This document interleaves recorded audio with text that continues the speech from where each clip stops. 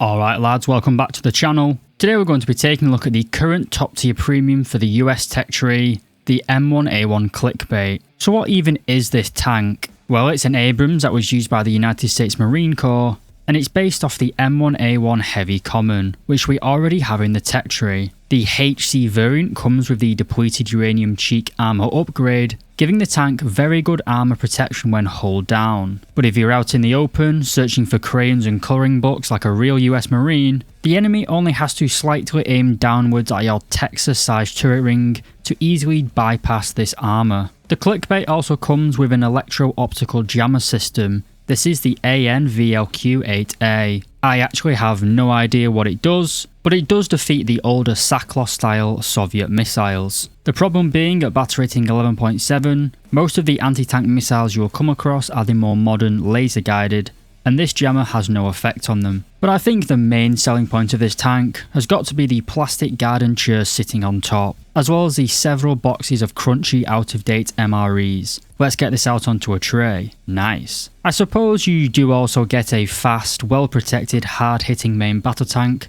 with one of the best darts in the game, but it is in the United States tech tree, so it also comes with window lickers for teammates. Being a top tier premium, the Clickbait can only be purchased on the Gaijin store. The pack will cost you $70, you get the tank, 2,500 golden eagles, and 20 days of premium time. The tank sits at battle rating 11.7 in arcade, realistic and simulator, and it's also located in the 7th rank of the US tech tree, meaning you can efficiently grind out the entire American tech tree with this vehicle. In terms of lineups, you're in very good company at battle rating 11.7. Not only do you have the tech tree M1A1 Heavy Common, as well as the M1A2, but you also have the HSTVL as well as the ADATs. Once you've managed to grind out the US tech tree, you can also up tier the vehicle to 12.0 and take out the M1A2 SEP and the SEP V2. Further improving your lineup. Also, don't be scared to bring along a few lower battle rating units. The Lavard and the M3A3 Bradley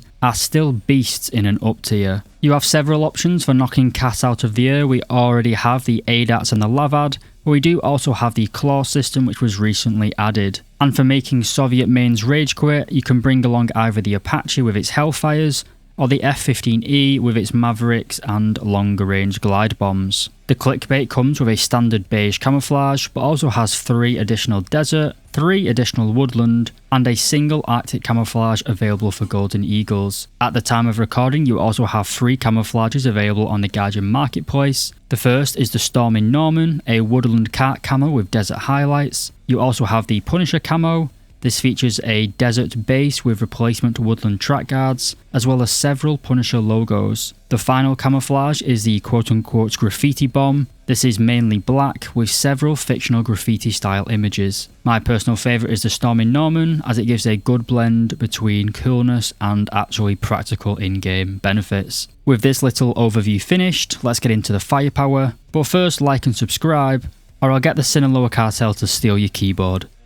Moving on to firepower, and naturally the Americans excel in this regard. To start, the Abrams has 2 rifle caliber machine guns, one coaxially mounted, and the other located on the loader's cupola. The commander also has a 50 cal, which is your secondary anti-aircraft weapon. Your main anti-aircraft weapon is the M830A1. This is a multi-purpose round, basically a programmable heater fast shell, with a proxy fuse warhead. This can be used against low-flying targets, but the round does have a minimum arming distance of 400 meters. The M830A1 can also function as a regular heater fast round, being able to penetrate a rather low 350mm of armor. You also have 2 Sabo rounds, the best of which is the M829A2, which is a very strong shell for the battle rating, far more powerful than the 3BM60 round found on top tier Soviet main battle tanks. But it does have 30mm less penetration compared to the DM53 fired by the long barreled Leopard 2A7, but the M829A2 is an incredibly good round, and the ammunition of the Clickbait is certainly not weak. This ammunition, combined with a 5-second reload, a laser rangefinder as well as first gen thermals, makes a Clickbait a monster in a hull down passive position. It's still even viable in the offense, but as we'll see soon, your protection does not equal your firepower. When it comes to protection though, the Abrams is quite a mixed bag. It features some of the best armor protection in game,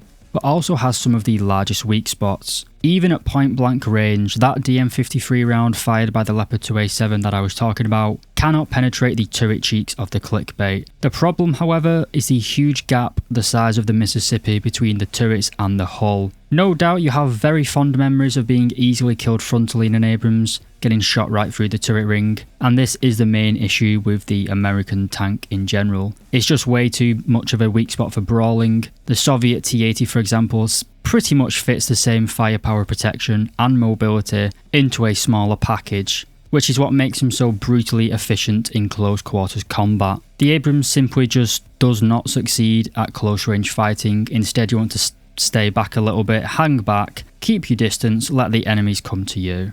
All that armour though has turned the Abrams into a little bit of a fat pig. It weighs 61.2 tonnes, and it is of course being powered by the Honeywell AGT 1500, producing, funnily enough, 1519 horsepower. Combined together, the M1A1 has a power to weight ratio of 24.8 horsepower per tonne, which is pretty good to be fair, and it gives the tank fantastic mobility in my opinion, both in terms of acceleration and overall top speed. Apart from running away from incoming danger, as I mentioned previously, we do also have the electro-optical gemmer pod. This is mounted on the loader side of the turret roof, and as I said in the introduction, this does basically nothing in a top tier match, unless someone is spawning in like a BMP-2 as backup, as it does counter the earlier Soviet SAKO missiles, but it isn't going to do anything against a laser guided weapon. You also have 16 smoke grenades. These are fired 2 at a time, giving you a total of 8 pops of smoke. This smoke will block thermal imaging cameras,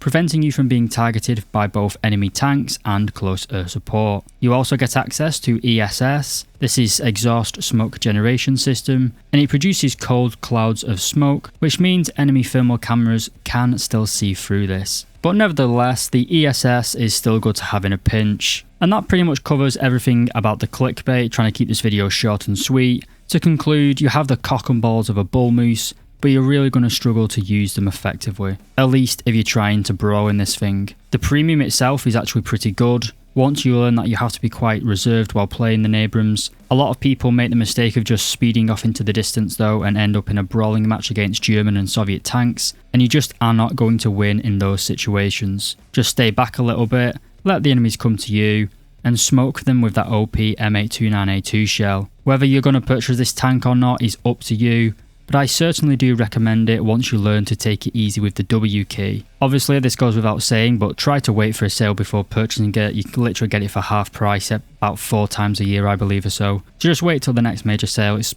literally probably a few months away. But anyway lads, as always, thank you so much for watching the video. Please do leave a like and subscribe if you did enjoy it. And as always, the biggest of thanks to my YouTube producers, some of who have been supporting me for over 4 years now. We've got Lola Alphonse, Tans, Deboa LX, Tomster013, Schlunty, Van Halen, Diogenes, Pumpin, Econ, and Minami Productions. Thank you very much again for watching the video lads. If you made it all the way to the end, leave a comment saying Clickbait,